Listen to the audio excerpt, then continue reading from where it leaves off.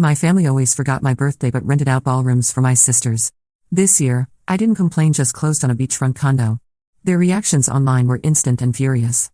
I'm Sarah Martinez, the older daughter in what most people would consider a successful family. My parents, Robert and Linda, own a chain of furniture stores across 3 states.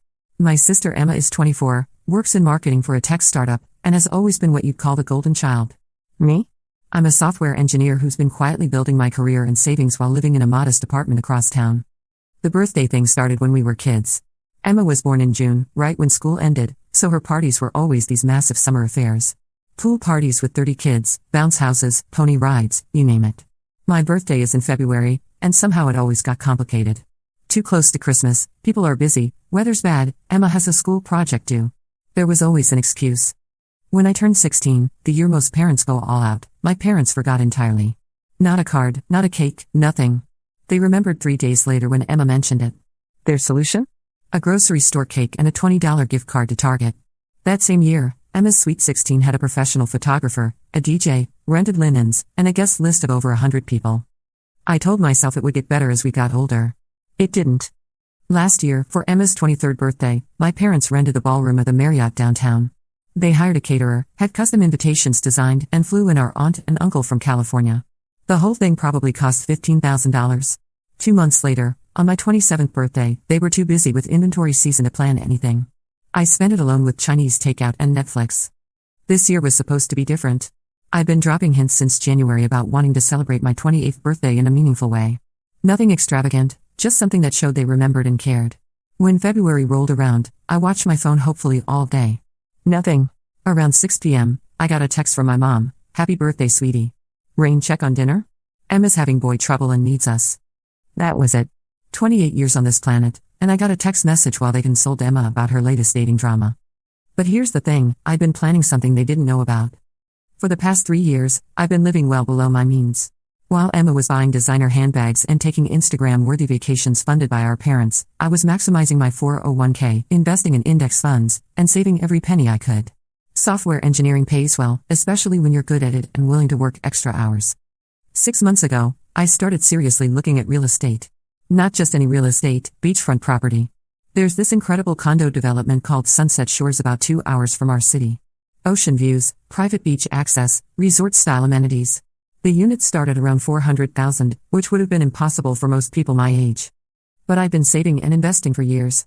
I had a substantial down payment ready, excellent credit, and a pre-approval letter from the bank. I'd been quietly touring units, working with a realtor, and negotiating terms.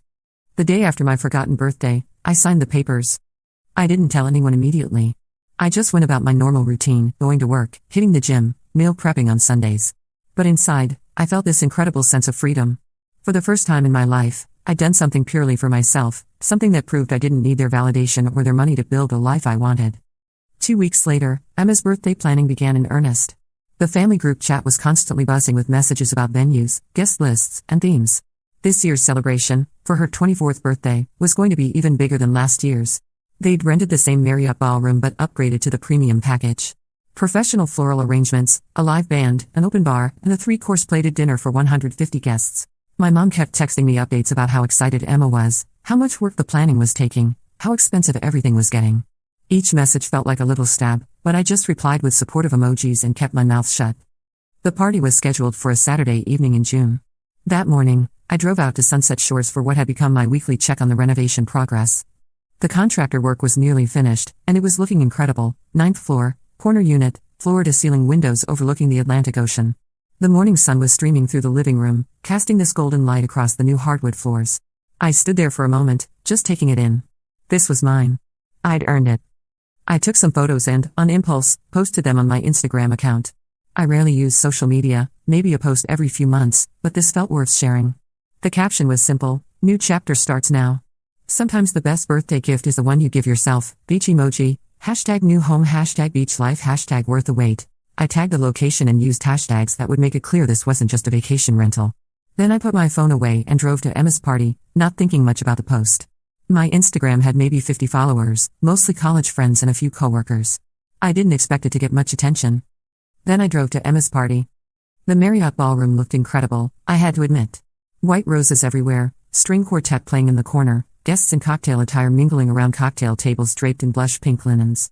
Emma looked stunning in a designer dress that probably cost more than my monthly rent.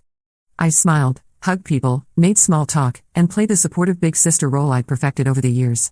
A few people mentioned they'd seen my Instagram post. Apparently some of Emma's friends followed me from college, and the hashtags had made it discoverable to others. Most comments were positive, congratulating me on the new place. But social media algorithms have a way of spreading content, especially when it generates engagement. What started as a simple post to my 50 followers had been shared and discovered by others throughout the day. Around 9 p.m., just as Emma was giving her thank you speech to the room, I noticed my mom frantically checking her phone. Her face went from confused to shocked to something I'd never seen before, panic mixed with fury. She'd found my Instagram post. One of her friends who followed me had shared it in a group chat, asking if she knew about Sarah's big purchase. The post had been lived for nearly 12 hours, gathering likes and comments throughout the day while my family planned and celebrated Emma's party, completely oblivious. What she saw was my beautiful new beachfront condo, posted on what should have been a celebration of Emma's birthday. But more than that, she saw the price tag I'd implied with my hashtags and location tags. She saw that I'd been capable of making a major life decision and financial investment without them. She saw that while they were spending $15,000 on a single party, I was building actual wealth and security. The speech wrapped up, and my mom immediately cornered me by the dessert table. "Sarah, we need to talk. What is this post about a condo?" I kept my voice calm and pleasant. "Oh, did you see that? I closed on a place at Sunset Shores last month. I meant to mention it, but you've all been so busy with party planning." Her eyes went wide. "Sunset Shores? Sarah, those units cost. How did you? Why didn't you tell us?" "I guess I thought you'd be busy," I said with a shrug. Emma's had so much going on. My dad appeared at my mom's elbow, looking equally stunned. "Sarah, honey, did you really buy a beachfront condo? How is that even possible on your salary?" The question stung, even though I'd expected it. "I've been saving for years, Dad. Living below my means, investing wisely, building credit. You know, all those boring financial things Emma never wants to hear about." By now, Emma had noticed the tense conversation happening and drifted over, still glowing from her party high. "What's going on?" she asked, looking between our parents' shocked faces and my carefully neutral expression. "Your sister apparently bought a beach house," my mom said, her voice tight. Emma laughed. "Wait, what? Sarah, you bought a house? Like, actually bought one?" I pulled up the photos on my phone and showed her. Her expression shifted from amusement to confusion to something that looked almost like hurt. "This is really nice," she said quietly. "When did this happen?" "I closed a few weeks ago. Been working on it for months." "Months?" My dad's voice was getting louder, drawing attention from nearby guests. "Sarah, why didn't you come to us? We could have helped with a down payment, co-signed the loan." This was the moment I'd been unconsciously preparing for my entire life. "I didn't need help," I said simply. "I handled it myself." The silence that followed was deafening. Around us, party guests were starting to notice the tension, conversations quieting as people tuned into the family drama unfolding by the chocolate fountain. My mom recovered first. "Well, this is wonderful news, honey. We should celebrate. Maybe we can plan a housewarming party." "No," I said, cutting her off. "Thanks, but no. I don't really do parties, remember?" The barb hit its target. My mom's face flushed red. Emma was still staring at my phone, scrolling through the photos. "Sarah, this place must have cost $425,000, I said matter-of-factly. "Plus closing costs and furnishing, so closer to $460 all in." The number hung in the air like a bomb. I watched my family do the math in their heads, $460,000 that I'd saved and borrowed and invested to make this happen, all while they assumed I was barely scraping by in my little apartment with my cute computer job. Emma handed my phone back, her expression unreadable. "Congratulations," she said, but her voice was flat. My dad was shaking his head. "I just don't understand why you didn't tell us. We're your family, Sarah. We should have been involved in such a big decision." "Like you were involved in my birthday this year?" The words slipped out before I could stop them. Another silence. This one was somehow worse. "Sarah," my mom started, her voice taking on that patronizing tone I knew so well, "you know how busy things have been, for 28 years? I asked. "It's been busy for 28 years straight?" People were definitely staring now. The string quartet had stopped playing. Emma looked mortified, my parents looked furious, and I felt free. "You know what?" I continued, my voice still calm but carrying clearly across the quiet room. "It doesn't matter. I stopped needing your approval a long time ago. The condo is just proof that I was right too." I set down my champagne glass and grabbed my purse. "Emma, happy birthday.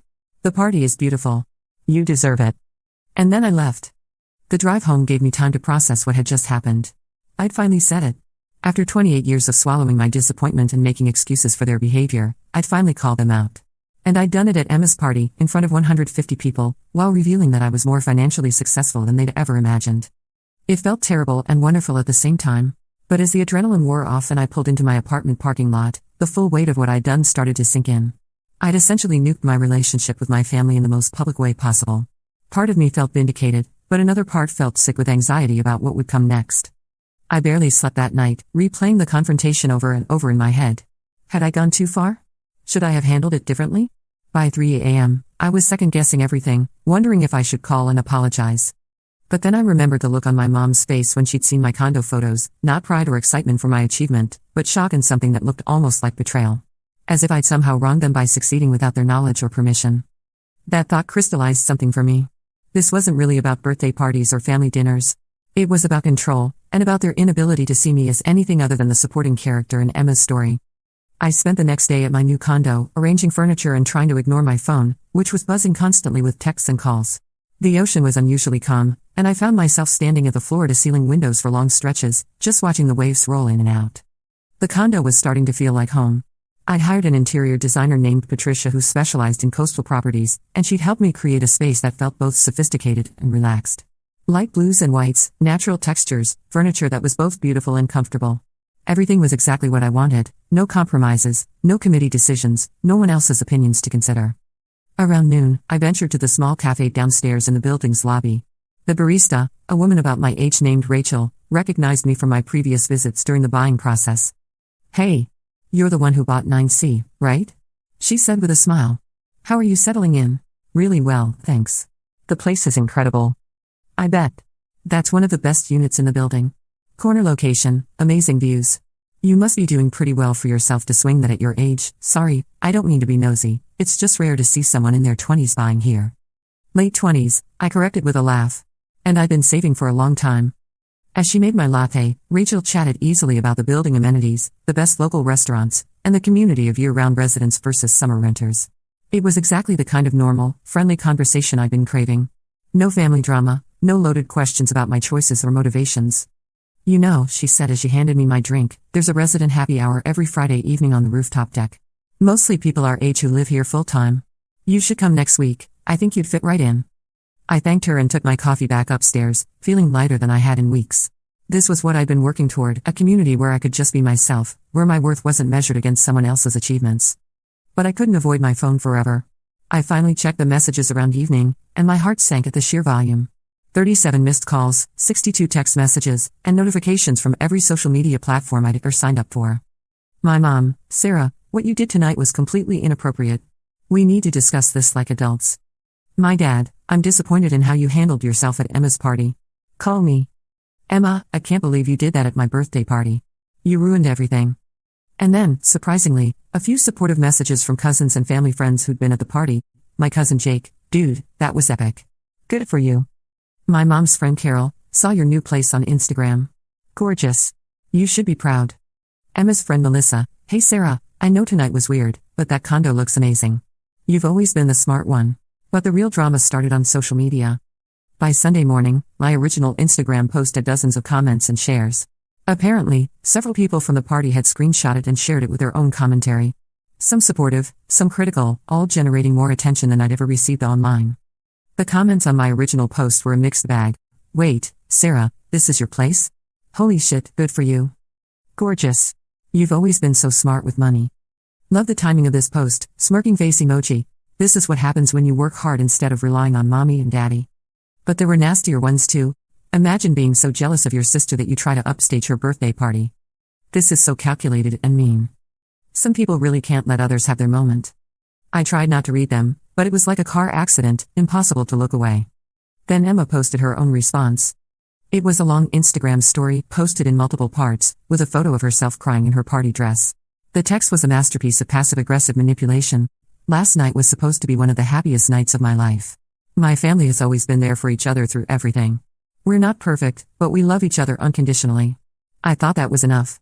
I guess I was wrong. When your own sister chooses to hurt you on your birthday, it makes you question everything. I'm grateful for everyone who came to celebrate with me last night, even when the evening ended so painfully. Sometimes the people closest to you are the ones who can hurt you most. I don't understand what I did to deserve this, but I'm choosing to focus on gratitude and the family members who truly support me. #family, #grateful, #heartbroken. The post went viral within our social circle. Comments poured in. Emma, you didn't deserve this on your special day. Some people are so jealous they can't let others have their moment. Family should lift each other up, not tear each other down. You're handling this with so much grace. I would have lost it. Your sister sounds toxic. Sometimes you have to cut people out of your life. But there were other comments too. Wait, what actually happened? This sounds like there's more to the story. Didn't Sarah buy a house? Why is that a bad thing? I've known this family for years, and Emma always gets everything while Sarah gets ignored. Maybe there's a reason Sarah felt like she had to do something dramatic. The last comment was from my high school friend Jessica, who'd watched this dynamic play out for over a decade. By Monday morning, the battlefield had expanded beyond Instagram. Emma had posted similar messages on Facebook and TikTok, each garnering hundreds of reactions and shares. Her friends rallied around her, sharing stories of their own family drama and positioning Emma as the victim of a cruel sister's jealousy. But my friends and former classmates weren't staying quiet either. Jessica posted a long Facebook comment that got shared dozens of times. I've known the Martinez family since high school, and I have to say something. Emma is sweet, but she's lived her entire life in a bubble of privilege that her parents created. Every birthday was a massive production, every achievement was celebrated with expensive parties and gifts. Meanwhile, Sarah worked 2 jobs through college, lived in the cheapest dorm room available, and I literally watched her parents forget her 21st birthday because they were planning Emma's high school graduation party. This isn't about jealousy or sibling rivalry, it's about 28 years of being treated like the afterthought child. Good for Sarah for finally standing up for herself. That comment opened the floodgates. Other people who'd gone to school with us began sharing their own memories and observations. I remember going to Emma's Sweet 16 and asking where Sarah was. Her mom said she was too busy studying to come to the party. Later I found out Sarah had been grounded for getting a B+ in calculus while Emma had gotten a car for maintaining a C+ average. Sarah tutored me through statistics our senior year and never accepted payment because she knew my family couldn't afford it. Meanwhile, Emma was getting a credit card with no limit for emergencies, aka shopping trips. I worked at the same restaurant as Sarah during college breaks. She would pick up every extra shift she could get while Emma was posting Instagram stories from Cabo with her friends, paid for by mom and dad, obviously. The narrative was building, and it wasn't flattering to my family. People began sharing screenshots of Emma's elaborate birthday parties over the years, contrasting them with their memories of my notably absent celebrations. Someone even found old Facebook photos from our teenage years showing Emma's room filled with birthday presents while I was working at a retail job. My parents tried damage control. My dad posted a rare Facebook status, family disagreements should be handled privately. We love both our daughters equally and are proud of all their achievements. We ask for privacy during this time. But the internet doesn't respect privacy requests when there's drama to dissect. Comments flooded in under his post. If you love them equally, why don't you have any posts celebrating Sarah's achievements? Maybe you should have thought about privacy before making one daughter's life public while hiding the others. Actions speak louder than words, Robert. I've seen Emma's parties over the years but never heard about Sarah's. The comments got worse from there. People began sharing screenshots of my parents' Facebook history, showing years of posts about Emma's achievements, parties, and milestones, while finding virtually nothing about me. Someone created a side-by-side comparison that went viral in our local community groups. Even more damaging, people started connecting my parents' furniture business, Martinez Family Furniture, to the family drama. Reviews began appearing on their Google business page. If they can't treat their own daughter fairly, how do they treat their employees? Great furniture, but maybe hire managers who understand the value of all their family members. Wouldn't trust a business owner who plays obvious favorites. My mom tried a different approach, calling me directly on Tuesday afternoon. Sarah, you need to make this stop, she said without preamble. People are saying horrible things about our family business. Your father is getting negative reviews on Google from people who've connected our furniture stores to this situation. They're saying we're bad employers because of how we treat our children. This is affecting our livelihood. I was sitting on my condo's balcony, watching dolphins play in the surf. I didn't ask anyone to write reviews, Mom. But you started this. That post, that confrontation at Emma's party, you knew this would happen. Actually, I didn't. I just posted a photo of my new home. Everything else has been other people sharing their own observations about our family. Their observations are wrong. Her voice was getting shrill. We have always supported both of you girls equally. If people can't see that, it's because they're jealous of our success. Name one time you supported me the way you support Emma, I said quietly. Silence. Mom? One time. One birthday party, one achievement celebration, one time you posted about me on social media, one time you bragged about me to your friends the way you do about Emma. More silence. That's not fair, Sarah. You and Emma have different personalities. You're more private, more independent. We celebrated you in ways that fit who you are. By forgetting my birthday entirely? That was one time. It was not one time. My voice was getting louder now. It was every time. Every single year, my birthday was an afterthought, an inconvenience, something to get through so you could focus on Emma's next milestone. I heard her crying, which should have made me feel guilty. Instead, I felt oddly detached. I don't know how to fix this, she whispered. You can't, I said. But you could start by admitting it happened instead of gaslighting me into believing my memories are wrong. After I hung up, I realized my hands were shaking. 28 years of suppressed anger don't just disappear overnight, and every conversation with my parents was like picking at a partially healed wound. By Wednesday, I was getting friend requests from people I hadn't talked to in years, all wanting the inside scoop. Local news bloggers were reaching out for interviews. A lifestyle Instagram account with 50,000 followers had reposted my condo photos asking for the tea on the family drama. The attention was overwhelming and frankly exhausting. I'd gone from being the invisible daughter to being the center of a very public controversy, and I wasn't sure which felt worse. That evening, I decided to escape to the grocery store near my condo to stock up on basics. I was comparing pasta sauce options when someone tapped my shoulder. Sarah? Sarah Martinez? I turned around to see Amanda Chen, a girl who'd been in my AP class's senior year of high school. She'd always been nice, but we'd never been particularly close. Oh, hi Amanda. How are you? Her expression was a mixture of excitement and sympathy. I'm good. But more importantly, how are you? I saw all the stuff online about your family and your new place. That condo looks absolutely gorgeous, by the way. Thanks, I said, genuinely touched by her enthusiasm. It's been a crazy few days. I bet. Look, I know we weren't super close in school, but I wanted you to know, a lot of us always noticed how differently your parents treated you and Emma. It wasn't fair then, and I'm glad you finally called them out on it. She paused, then continued. Actually, my husband and I are having a housewarming party next weekend for some friends who just bought their first place. Would you want to come? It might be nice to hang out with people who aren't obsessed with family drama. I realized I'd been holding my breath. That sounds perfect, actually. Thank you. We exchanged numbers, and as I finished my shopping, I felt some of the tension in my shoulders start to release. Maybe this whole mess would actually lead to some positive changes in my social life too. But the drama wasn't over yet. On Thursday morning, Emma called me directly for the first time in months. Sarah, we need to talk, she said, her voice tight with emotion. Okay, I said carefully. This has gone way too far. People are being horrible to me online, saying I'm spoiled and entitled and that I don't deserve anything I have. They're attacking my job, my relationship, everything. Some woman commented on my LinkedIn profile calling me a princess who's never worked for anything. This isn't just about family anymore, it's affecting my professional reputation. I felt a stab of guilt. Whatever issues I had with Emma, I hadn't wanted her to face professional consequences. Emma, I'm sorry that's happening. I never asked people to attack you personally. But you started it. Her voice cracked. You could have talked to me privately, or to Mom and Dad. You didn't have to humiliate our entire family in public. Would it have mattered? I asked. If I'd come to you privately and said I felt neglected and overlooked, would you have listened? Would you have believed me? Silence. Because I tried that, Emma. Multiple times over the years. Remember when I told you it hurt that you got a graduation party with 200 people while I got dinner at Applebee's? You told me I was being dramatic. Remember when I mentioned that Mom and Dad had never posted a single photo of my college achievements while your Instagram was constantly being shared on their Facebook? You said I was being petty and jealous. She started to speak, then stopped. The truth is, as long as you were getting everything you wanted, you didn't want to see that I was getting nothing. Because seeing it would have meant acknowledging that your perfect family wasn't perfect, and that your parents' love might not be as unconditional as you thought. Emma was crying now. That's not. I never thought. I know you didn't think about it. That's exactly the problem. After we hung up, I sat in my living room for a long time, staring out at the ocean. The conversation had been brutal but necessary. For years, I'd protected Emma from the truth about our family dynamic, making excuses for our parents' behavior and swallowing my own hurt to keep the peace. But keeping the peace had come at the cost of my own well-being and self-respect. My phone buzzed with a text from my dad. Your mother is in bed crying. She hasn't eaten anything in 2 days. I hope you're happy. The guilt manipulation was so obvious it was almost laughable.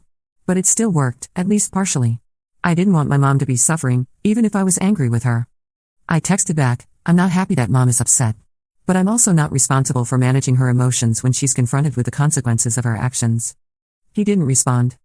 That weekend, I needed to start packing up my old apartment since I'd given notice and would be moving out at the end of July. The lease timing worked perfectly with the condo renovations. As I taped up boxes of books and kitchen supplies, I reflected on the past 3 years I'd spent in this little one-bedroom place. It had been a good apartment, affordable, safe, close to work. But it had also been a symbol of my small life, my modest expectations, my willingness to accept less than I deserved. Loading everything into the moving truck felt like shedding an old skin. The condo, by contrast, represented possibility. Not just financial success, but a commitment to believing I was worth investing in. Every mortgage payment would be a reminder that I bet on myself and won. My neighbor Mrs. Peterson, an elderly woman who'd always been kind to me, came out to say goodbye as I finished loading the truck. "I saw some of that business online," she said with a knowing look. "About your family?" I winced. "Yeah, it's been a bit of a mess." She patted my arm.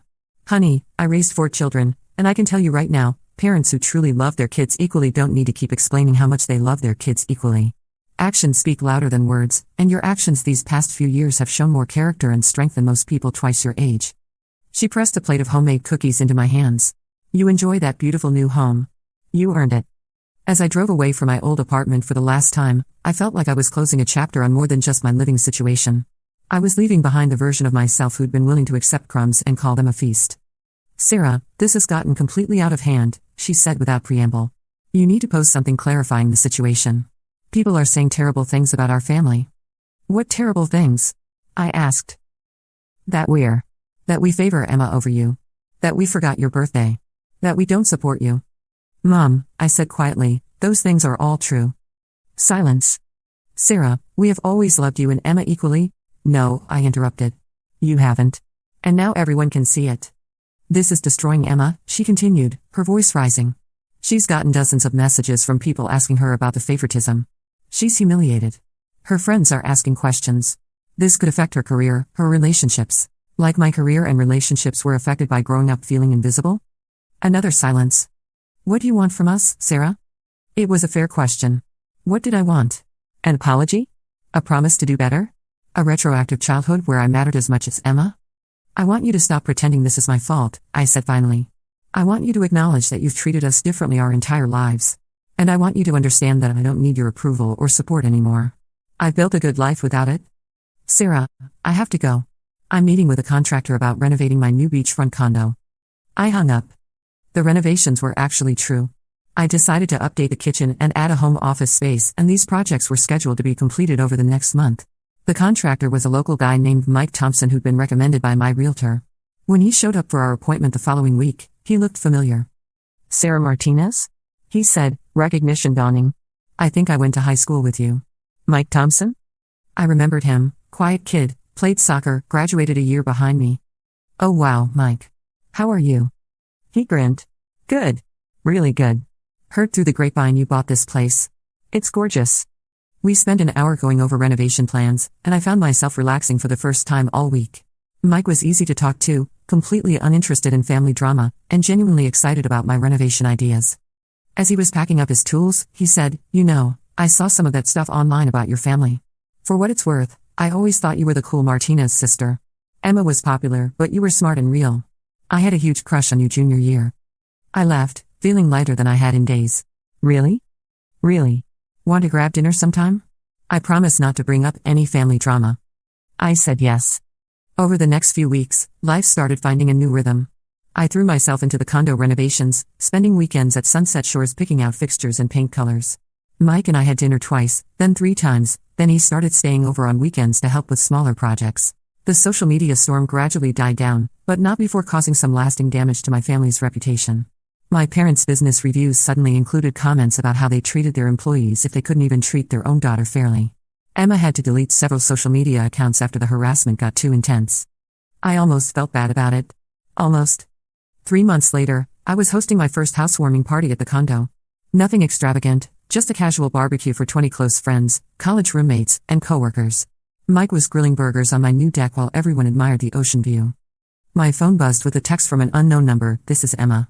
Can we talk?" I stepped inside and called the number. "Sarah?" Emma's voice was smaller than I'd ever heard it. "Hi, Emma. I want to apologize. For everything. Not just the party, but everything." I sat down on my new couch, looking out at my friends laughing on the deck. "What brought this on?" "Therapy," she said with a bitter laugh. "Mom and Dad suggested it after everything blew up. They thought I was taking the family stress too hard. But my therapist. She asked me to really think about how you and I were raised. To compare our experiences objectively." She paused, and I could hear her crying. "Sarah, I never realized how different it was for you. I thought everyone got what they needed in different ways. But when I actually listed out our birthdays, our achievements, the way Mom and Dad talked about us, it's so obvious. I can't believe I never saw it. Emma, no, let me finish. I was a spoiled brat. I am a spoiled brat. And worse than that, I never stood up for you. All those times you tried to tell me how you felt, I dismissed it because acknowledging it would have meant acknowledging that my perfect life was built on your pain. I was crying now too. I don't know how to fix it, she continued. I can't go back and give you the childhood you deserved. I can't make Mom and Dad see what they did. But I want to try to be a real sister to you now, if you'll let me. Through the sliding door, I could see Mike organizing a volleyball game on the beach. My coworker Sarah was helping my college roommate set up a speaker system. People who actually cared about me, who celebrated my successes without resentment or surprise. Emma, I said, I appreciate the apology. I really do. But I need time to think about what a relationship between us would look like now. I understand. But Sarah? Yeah? That condo is incredible. And you buying it yourself, with no help from anyone. I'm proud of you. I should have said that first. After we hung up, I rejoined my party. Mike wrapped an arm around my waist as we watched the sunset paint the sky orange and pink. Good call? He asked. My sister. First real conversation we've had in? Maybe ever. That's progress. I leaned into him, watching my friends enjoy the home I'd built with my own hard work and careful planning. You know what the crazy part is? I said. I spent so many years waiting for them to see me, to value me, to include me. But I never needed their validation to become who I was meant to be. Mike squeezed my hand. Sometimes the best revenge is just living well. He was right. The beach house wasn't really about revenge, although it had certainly served that purpose. It was about proving to myself that I was worthy of investment, of luxury, of celebration, even if that celebration was quiet and came from within. My phone buzzed with notifications from the Instagram post I'd made earlier, photos from the housewarming party, genuine smiles and laughter, friends raising their glasses in a toast on my deck overlooking the ocean. The caption read, "Grateful for chosen family and new beginnings." Sometimes the best chapters start when you stop waiting for permission to write your own story. The comments were universally supportive this time. No drama, no family feuds, just people genuinely happy to see me happy. Later that evening, after everyone had gone home and Mike was loading the dishwasher, I sat on my deck with a glass of wine and reflected on the past few months. The confrontation at Emma's party had been messy and public and probably not the most mature way to handle 28 years of resentment.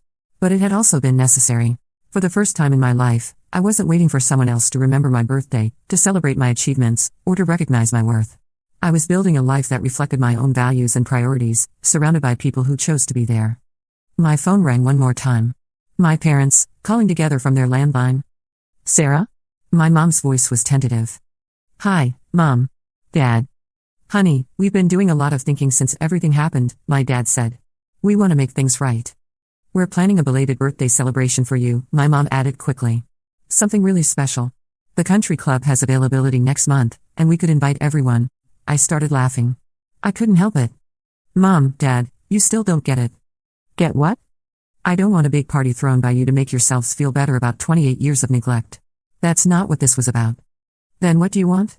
My dad asked, frustration creeping into his voice. I looked out at the moonlight reflecting on the ocean, at the home I'd created for myself, at the life I built without waiting for anyone's permission or approval. Nothing, I said. I don't want anything from you anymore.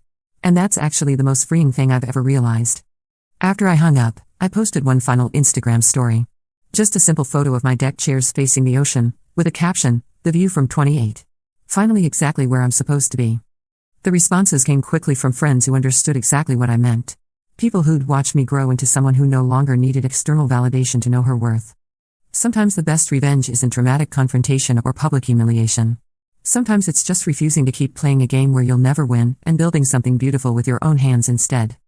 I turned off my phone and went inside to help Mike finish cleaning up. Tomorrow I had contractor meetings and design decisions to make. Real life to live, in a home that was truly mine. It had taken 28 years, but I finally understood the difference between being forgotten and being free.